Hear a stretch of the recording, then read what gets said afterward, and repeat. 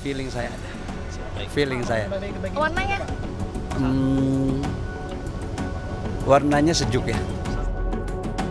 Partai dengan khas berwarna sejuk akan bergabung ke dalam koalisi Indonesia Maju. Ini disampaikan oleh Ketua Tim Kerja Strategis Prabowo Gibran, Bahlil Lahadalia, saat ditanya soal potensi bergabungnya partai di luar koalisi. Bahlil Lahadalia juga menanggapi baik soal silaturahmi Presiden terpilih Prabowo dengan lawan politiknya. Menurut Bahlil, perbedaan pilihan politik antara Prabowo dan Surya Paloh hanya sebatas pertarungan di dalam Pilpres. Ya semua dekat kok. Insya Allah semuanya akan baik-baik Ada saja. yang gabung berarti beneran ya? Feeling saya ada. Feeling saya. Warnanya? Warnanya sejuk ya. Ya. Biru, hijau atau coklat? Sejuk. Sementara itu, saat ditanya peluang akan merapat ke kubu Prabowo, Menparekraf sekaligus Ketua Bapilu P3 Sandiaga menjawab bahwa hubungannya dengan Prabowo selama ini terjalin baik karena mantan mitra di Pilpres 2019. Menurut Sandi, persatuan perlu diperkuat untuk membangun bangsa ke depannya. Saya sendiri sudah memberikan selamat langsung kepada Pak Prabowo saat rapat kabinet. Jadi mudah-mudahan nanti ukhuwah dalam membangun negeri kita bisa kita perkuat. Ke depan tetap bersama Prabowo. Saya mantan mitra kan, jadi 2019. Terima kasih Pak menang waktu itu di dan Pak Prabowo masih sangat punya kedekatan sama saya. Parpol non-koalisi yang sudah punya sinyal kuat akan bergabung ke koalisi Prabowo Gibran adalah Partai Nasdem setelah Prabowo berkunjung ke Nasdem Tower pada Jumat siang. Soal sinyal merapatnya partai di luar parpol, sebelumnya juga pernah disampaikan oleh Wakil Presiden terpilih Gibran Rakabuming Raka. Gibran bilang ada lebih dari satu partai yang akan bergabung, tetapi Gibran belum mau menyebut detail nama partainya. Tim Liputan Kompas TV.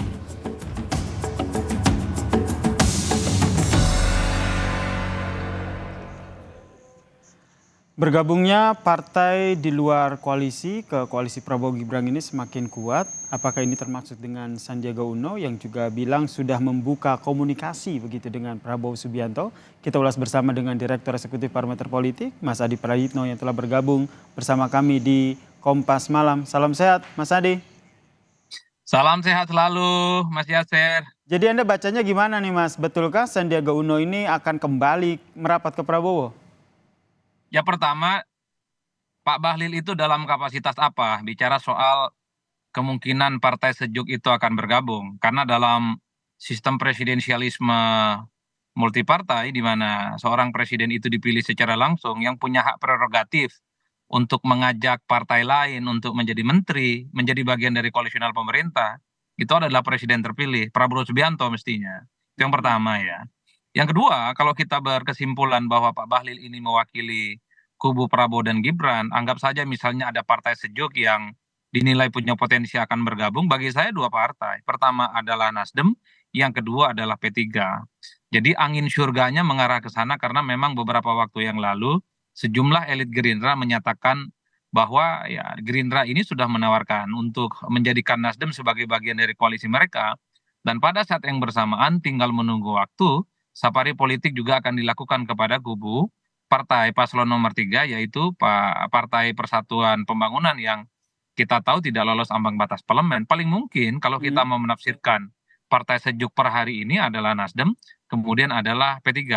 Karena kalau kita merujuk pada kamus kosakata sejuk itu ya biru juga sejuk, hijau juga sejuk, bahkan kuning juga sejuk. Tapi Oke, kuning jadi kan menurut Anda ada dua partai ya, Nasdem dan juga P3. Nih, kalau kita lihat kan Nasdem sudah ada tuh pertemuannya, lebih sinyalnya lebih kuat begitu kan, karena Prabowo dan juga Ketum Nasdem Surya Paloh sudah ketemu. Kalau dari P3 sendiri ini baru apa yang tanda-tandanya itu baru sedikit gitu ya, kalau kita baca dari apa yang disampaikan oleh Sandiaga Uno nih. Potensi Sandiaga Uno yang dulunya kan memang bergabung di Gerindra, ini kembali ke Gerindra lagi atau merapat ke Prabowo, Anda membacanya bagaimana ini?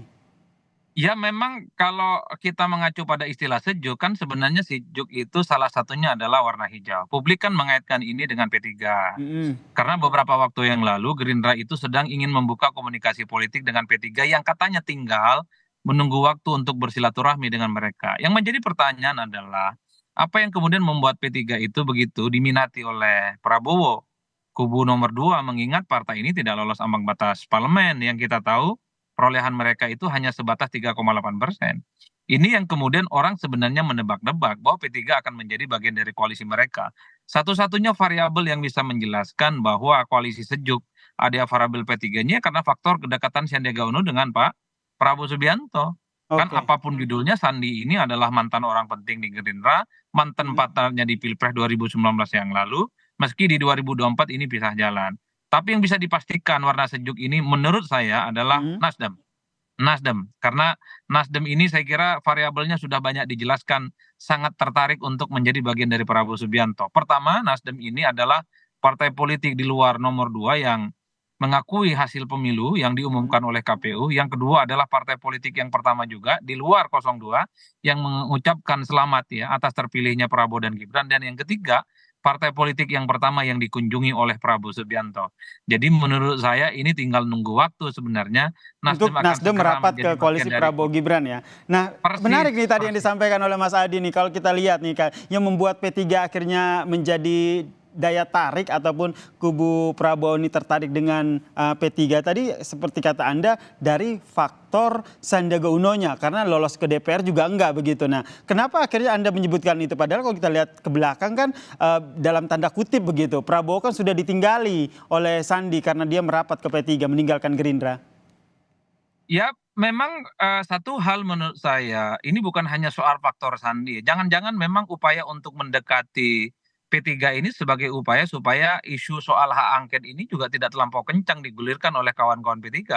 Karena P3 ini kan bagian dari koalisional kubu nomor 3 yang saya kira memang sampai saat ini juga kukuh bagaimana hak angket itu digulirkan. Kalau misalnya P3 ini diajak kerjasama dan menjadi bagian dari koalisi, bukan tidak mungkin P3 juga akan membuka diri menjadi bagian dari kubunya Pak Prabowo Subianto, tentu di masa yang akan datang. Karena kalau kita bicara tentang kepentingan di 2024, ini P3 nggak lolos ke parlemen, Mbak. Tidak terlampau signifikan, tapi minimal untuk meredam gejolak. Supaya isu-isu hak angket ini tidak terlampau terus bergulir, maka P3 harus didekati. P3 harus diajak kerjasama, minimal. Ada tawaran-tawaran yang bisa disinergikan. Salah satunya adalah kerjasama, masuk kabinet dan menjadi bagian dari kepentingan politik Prabowo Gibran di masa yang akan datang. Yaitu Sandiaga Uno. Tentu di luar isu-isu yang terkait dengan Sandiaga Uno. Tapi memang kan dalam politik kita ini kan tak ada pertemanan dan permusuhan secara abadi. Apapun bisa terjadi di kemudian hari. Bahkan kita tahu bahwa setelah hasil quick count memenangkan Prabowo dan Gibran, Sandi sebenarnya adalah satu-satunya orang di internal P3 yang mengakui bahwa mereka menyatakan ya Prabowo dan Gibran lah yang kemungkinan akan memenangkan pertarungan secara politik di 2024 ini, Mas.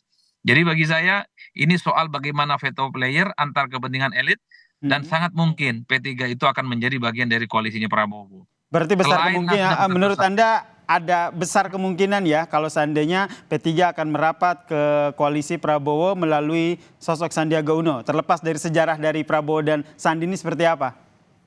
Betul, yang sebenarnya menjadi tanda tanya publik itu variabel apa yang kemudian membuat Gerindra ini tertarik menjadikan P3 itu bagian dari koalisi mereka. Mengingat di 2024 ini, P3 ini tidak lolos ke parlemen. Bacaan saya tentu untuk jangka pendek ya, kepentingan supaya meredam. P3 ini tidak ikut-ikutan nyaring lagi bicara soal hak angket. Dan yang kedua tentu karena faktor Sandiaga Uno yang saya kira memang secara emosional tidak bisa dilepaskan kedekatannya dengan Prabowo Subianto. Meski di 2024 ini Sandi dan Prabowo pisah jalan dan saling berhadap-hadapan karena beda pilihan politik. Oke, kita nantikan ya seperti apa nih langkah dari kader P3 Sandiaga Uno, apakah kembali bersama dengan Prabowo atau ada langkah politik lain. Terima kasih Direktur Eksekutif Parameter Politik Mas Adi Prayitno telah bergabung bersama kami di Kompas Malam. Salam sehat Mas Adi. Salam sehat Mas, selalu Mas.